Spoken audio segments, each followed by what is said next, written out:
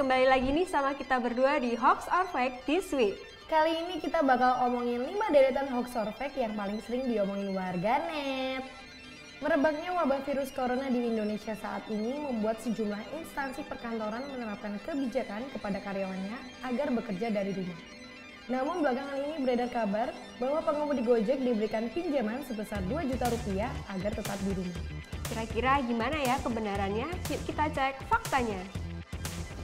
Kabar tersebut berupa gambar yang mengatasnamakan Gojek yang akan memberi dana pinjaman sebesar 2 juta rupiah terkait COVID-19, maka para mitra dianjurkan berdiam diri di rumah. Pada gambar itu juga menyebutkan bahwa dana akan diberikan lewat aplikasi, selanjutnya pembayarannya akan dilakukan lewat potongan otomatis setiap hari. Setelah ditelusuri, kabar tersebut tidak benar. Melansir dari kompas.com, Chief Corporate Affairs Gojek, Nila Marita, mengatakan kabar itu bohong belaka alias hoax. Nila menambahkan bahwa sejak 17 Maret 2020, Gojek memang memberikan dukungan kepada driver berupa bantuan pendapatan pengemudi yang terdiagnosa positif virus corona. Skema bantuan tersebut, mitra driver memperoleh santunan. Cicilan seperti premi asuransi dan kendaraan juga diberhentikan sementara di bulan berjalan saat pengemudi sedang dirawat. Baru-baru ini beredar kabar yang menyebut pasien suspek corona asal kota Solo terungkap pernah membantu hajatan pernikahan warga padahal masih di karantina. Yuk kita cek kebenarannya. Beredar kabar yang menyebut pasien suspek corona asal kota Solo terungkap pernah membantu hajatan pernikahan warga sebelum dibawa ke RSUD Dr. Muarti. Setelah ditelusuri, kabar tersebut benar adanya. Pasien berusia 49 tahun berjenis kelamin perempuan itu sebenarnya dalam pengawasan ketat mengingat pernah kontak dengan kerabatnya yang sudah dipastikan positif corona. Lurah setempat Winarto menyampaikan pasien itu beberapa kedapatan melakukan aktivitas di luar rumah. Meski pasien sebenarnya sedang menjalani masa karantina mandiri di rumahnya, Winarto pun selalu memantau aktivitas keseharian pasien selama masa tersebut dengan menelpon, bertanya bagaimana kondisi dan sedang di rumah atau tidak.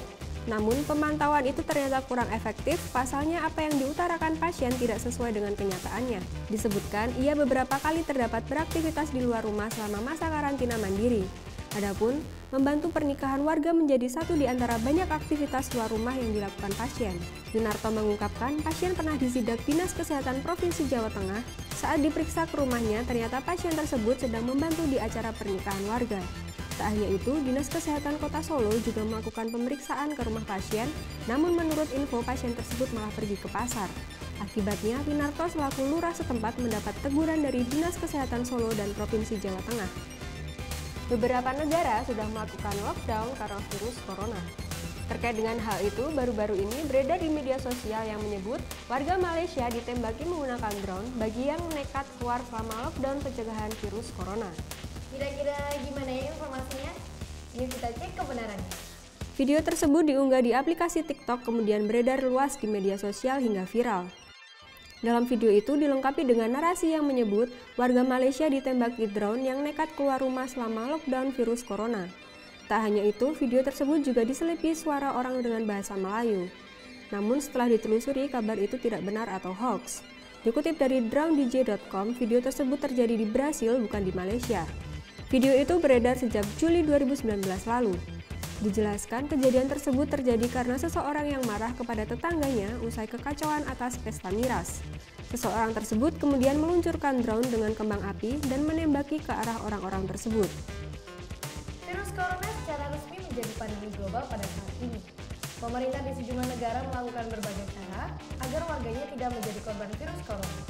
Seperti belakangan ini beredar kabar bahwa Presiden Rusia Vladimir Putin melepaskan 800 singa di seluruh negeri agar warganya tinggal di rumah.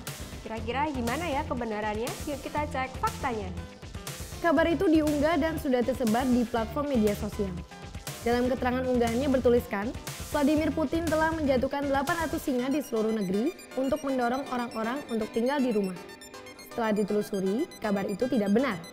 Melansir dari kompas.com, kabar mengenai singa yang berkeliaran di jalanan itu bukan di Rusia, melainkan di Johannesburg, Afrika Selatan, dan kabar itu telah tayang pada 18 April 2016. Singa yang berkeliaran di jalanan itu bukanlah singa liar, namun ia merupakan seekor bintang dari sebuah film dan singa tersebut bernama Columbus. Columbus berkeliaran di jalanan kota adalah bagian dari sebuah syuting film.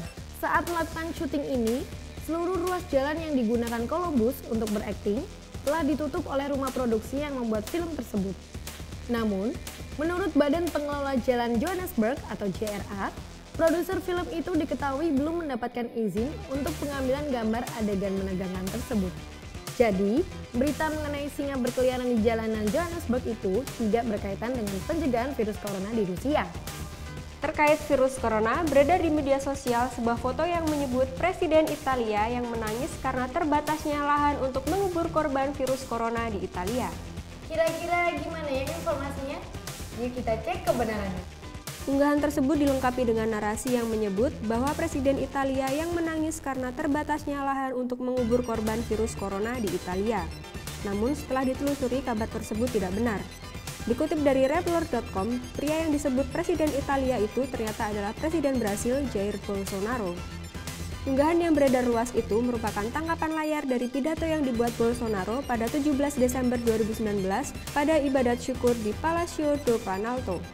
Dijelaskan, dia menjadi emosional dan menangis karena masalah pribadi ketika berbicara di Thanksgiving Service yang kemudian diunggah oleh kanal YouTube resmi Planalto. Jadi, kabar yang beredar luas yang menyebut Presiden Italia menangis karena terbatasnya lahan untuk mengubur korban virus corona di Italia itu tidak benar ya Tribuners. Nah itu tadi 5 deretan hoax or fake this week. Jangan sebar sebelum cek kebenarannya. Terima kasih sudah nonton. Jangan lupa like, subscribe, dan share ya.